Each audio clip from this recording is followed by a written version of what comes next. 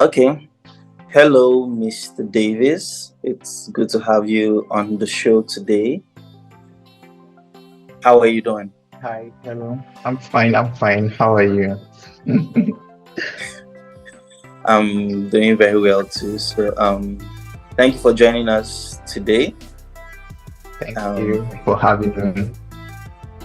would love to have a wholesome experience with you, like get into your mind and your perspective about the topic, pursuing passions versus actually conforming to societal expectations, which is more prevalent in our region, Yeah. Nigeria, Africa, West Africa, like that.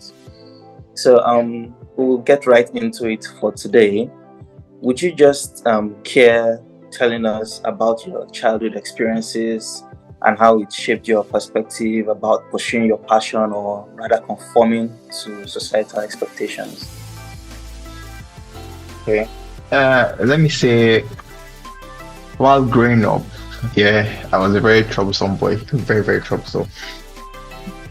So, like, then I saw how people around me, adults around me, as at then, how they would go to work, come back, complain a lot that they are not enjoying the job, yada yada yada, this and that one, and right from I think since I was 12 or so, I have had this mindset that number one, I don't really want to do something I don't enjoy, and I don't want to do like or start going to office job. I'm not saying office jobs are bad, but then like I don't want to, even if I'm to do office job, I want to do something that okay, when I wake up in the morning, I'm happy that yes, I'm going to work, I'm going to solve problems according to my passion or in line with my passion rather.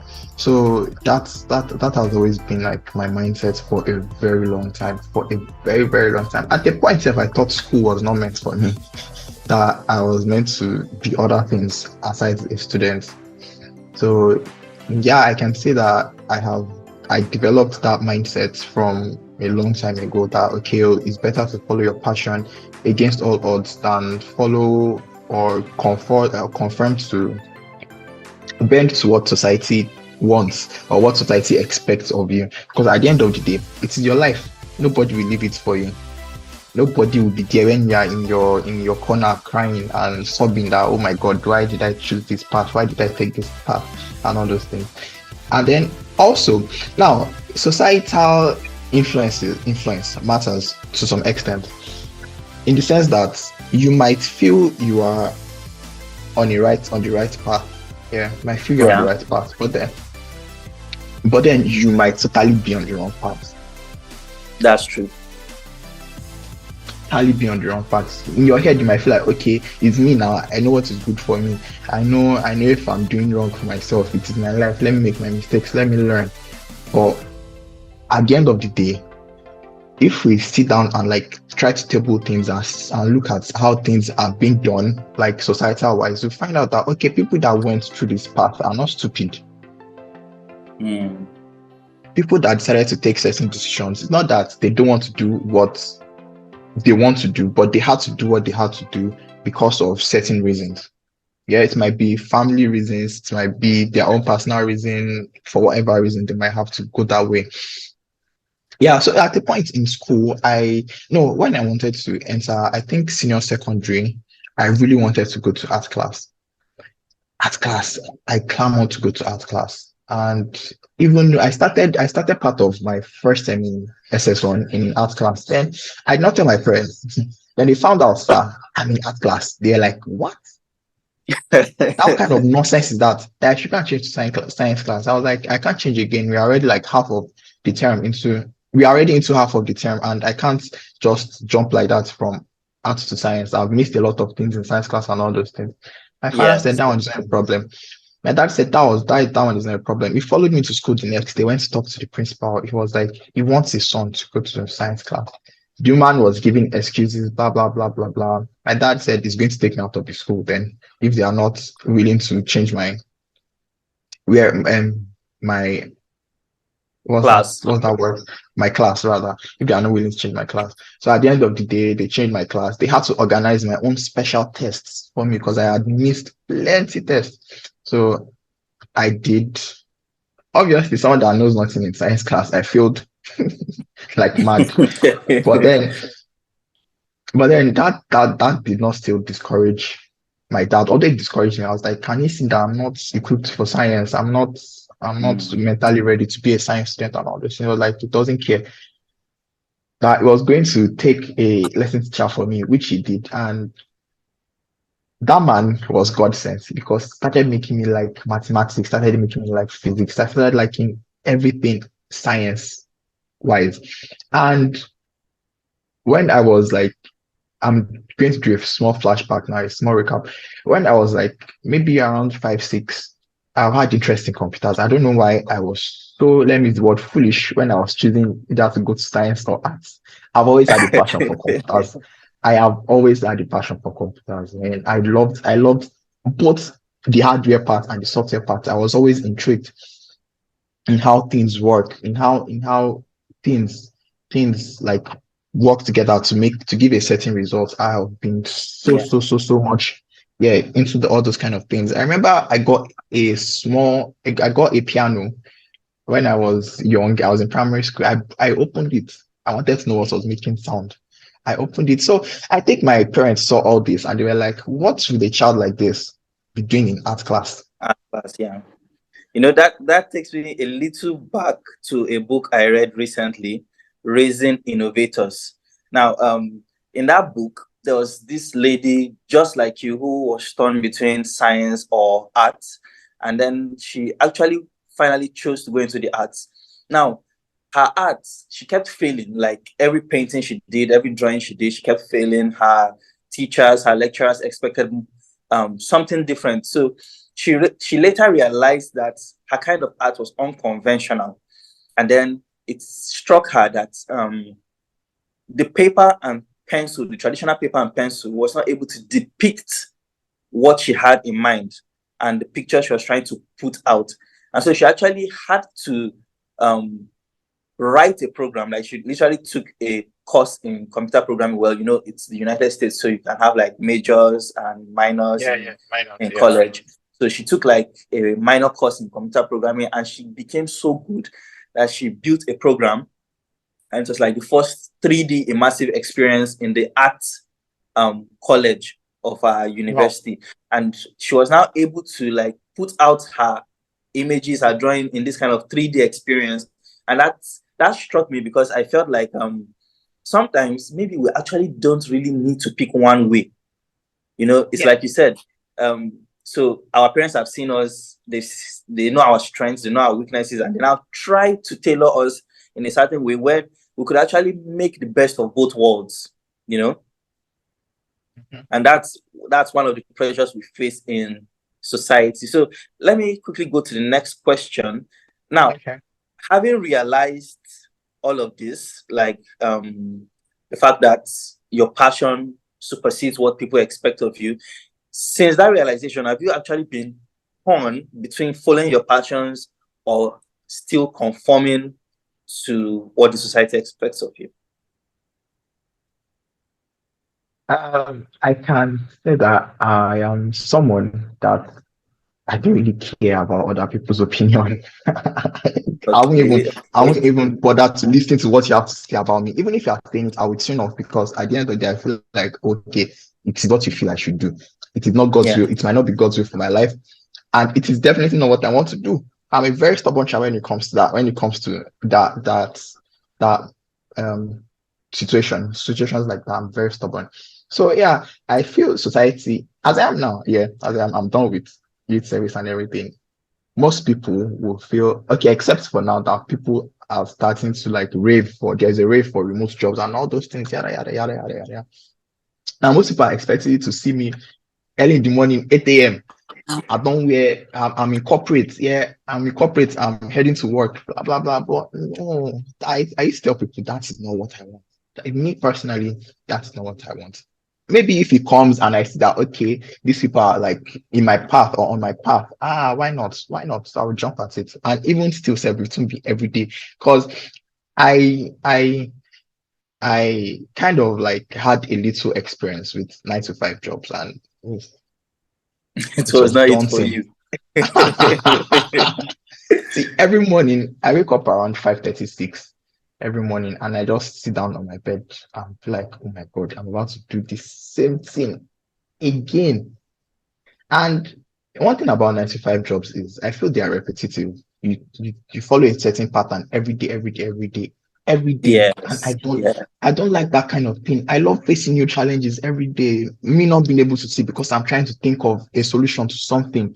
I love that kind of life. That's why I hated NYC camp because you even had a timetable that you follow every day. It was almost the same thing. It's only that events changed, but it was the same thing still every day. Yes. I don't like being in a repetitive situation whereby okay there is no fun. I find challenges fun. Let me put it that way. There are some certain challenges that okay, I feel that I see myself as a problem solver.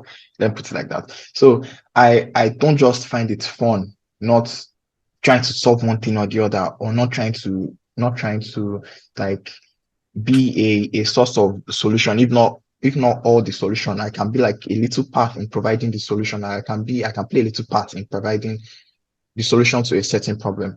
So the societal expectations of me, I don't really care about it. As I am right now, I don't really feel, except for my parents and my immediate family members and people that are really close to me, like friends and relatives. I don't think anybody can talk me into doing something I don't want to do. Even my family members self or people that are close to me, I would still think about it and okay, is what this person saying true? Might it be true? I won't just take it and trash it because it's not what I want. I'll still ponder about it. Okay, Yeah. are these people saying something I'm not saying? I'm going to use an example now. They say love is blind, which is true. You can never see red flags if you really love someone. It's the same thing. If you have passion for something, you might never see red flags and what in that thing. And there might Very. be a billion and one red flags. And you will not see it because it's what you want to do, is what you like. You just want to head that way. Mm. And people around you might be seeing it. Other people from experience, they might know that okay, don't go, even if you want to follow this passion of yours, don't go like this. Go through these steps first before finally like standing on your own with your passion. Go through these certain steps. Don't just jump. There are people that will do what you're To doing, sort it's of work for build you them. up. There are people that are doing what you're doing that just want to start bam with whatever you feel your passion is, and it will work for them. It has worked for them, and there are people that are trying to follow that same path, but it is not working for them. So you have to like build yourself up in certain ways before you like finally realizing that okay, I'm capable enough to stand on my own. Yeah, sure, you get so Yeah, I get you. societal expectation means zero to me. So another question. I remember back then when we were in school, yeah, seeing what you do now, like one of the things you do, gaming, um, like showing insight into the world of games and all of that, which is quite interesting, especially for young adults, teens, people who have passion for games. I remember back then in school when you'd stay back whilst we're going to the library, going out, going to chill, you just immerse yourself in the games and all of that. And people were like, Davis, get a life, go out, meet people. And like, I think the only time you went out was probably once or two nights in a week, probably to just get more groceries and stuff.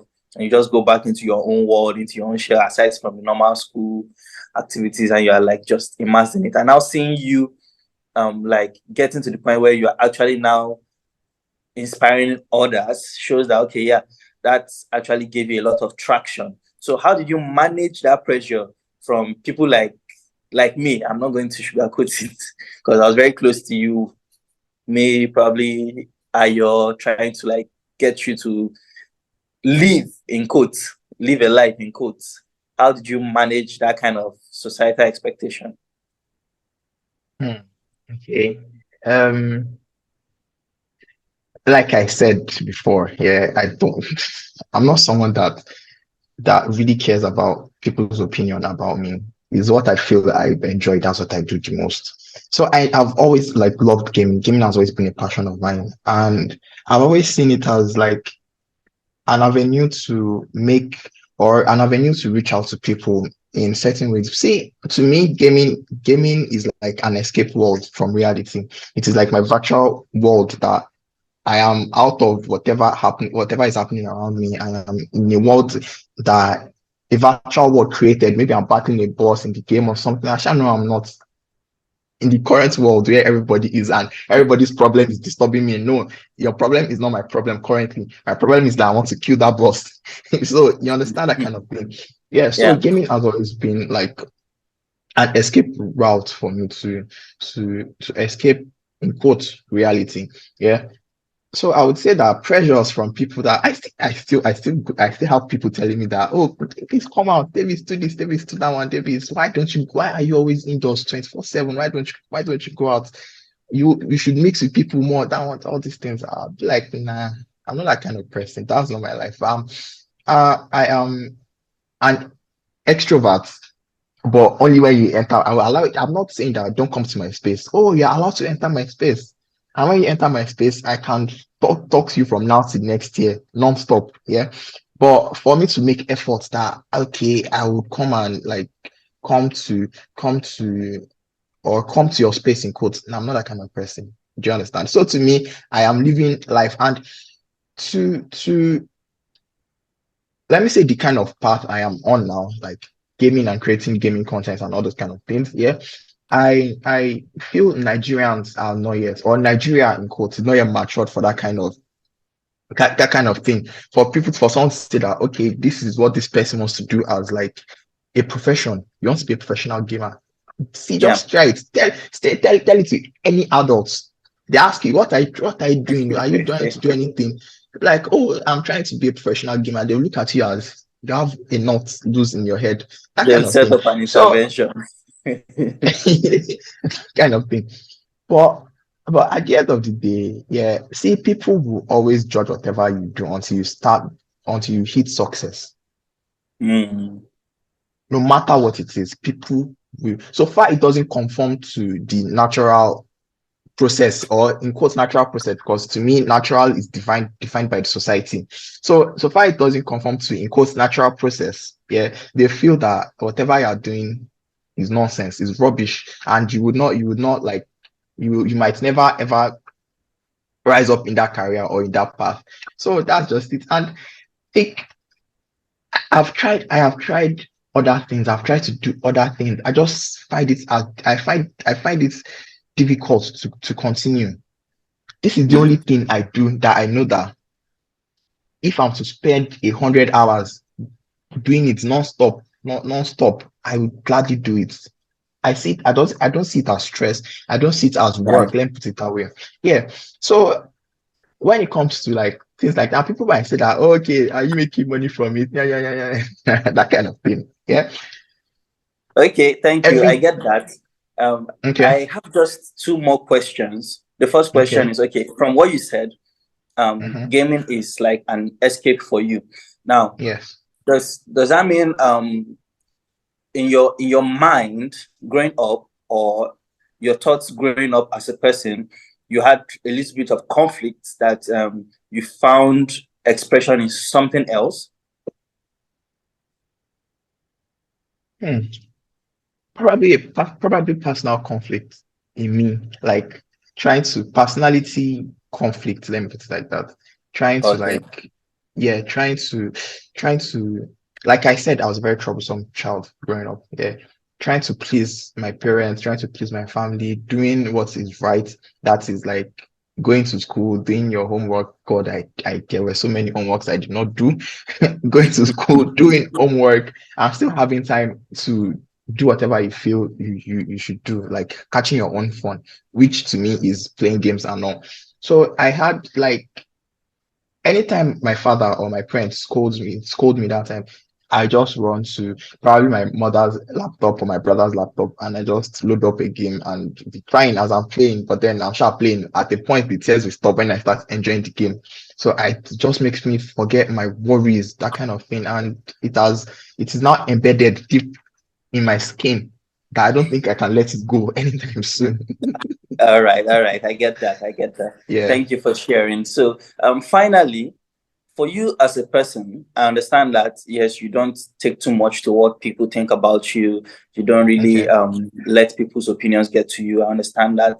But then, in terms of success, which was also one of the points you mentioned, for you, how do you define your success with relates to what people are expecting of you? Do you still like you don't rub it in people's faces, or you feel proud that okay, I went it on my own without necessarily have following people's inputs, or you're just humble, like okay, if you make it fine, if you don't, it's fine as well. Well, um, I don't rub it on people's like, I don't rub it on people's faces. Let me make that clear. I'm not that kind of person. Yeah. If anything, I'm always grateful to every criticism I've had, everybody that has, because to them, they're trying to put me on a good path. Yeah, In their point of view, they are doing, they are telling me things that they feel that is best for me, or things that worked for them, and they feel okay, it should work for me. So it's not like they are doing it bad. So I have no reason to rub anything on their faces, like, can you see that kind of thing. So, yeah, but yeah, at the end of the day, still, I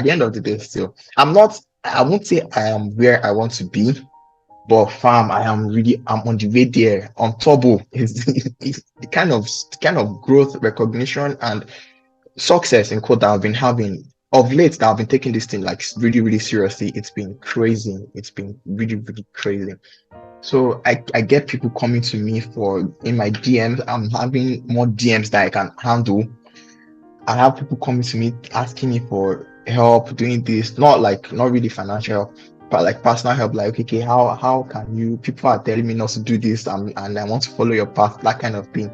She gets, yeah, and I try to like I'm being a source of inspiration, like you said, to some people. So I would say that whatever anybody has done to me, good or bad, in the past yeah, or along the way coming here, I really appreciate them, because whether you like it or not, whether I like it or not, a clay needs a clay needs to get wet to be molded. Yeah. And it's yeah. those people are the people that molded me into whatever I am today.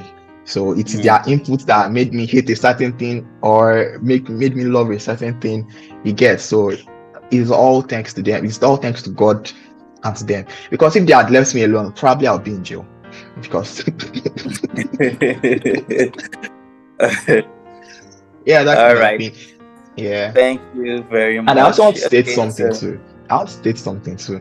Now, it doesn't necessarily mean if you are following your passion, don't necessarily like deter from what you are meant to do. I had an issue with that. I placed gaming over my studies at a point, and it was hell for me.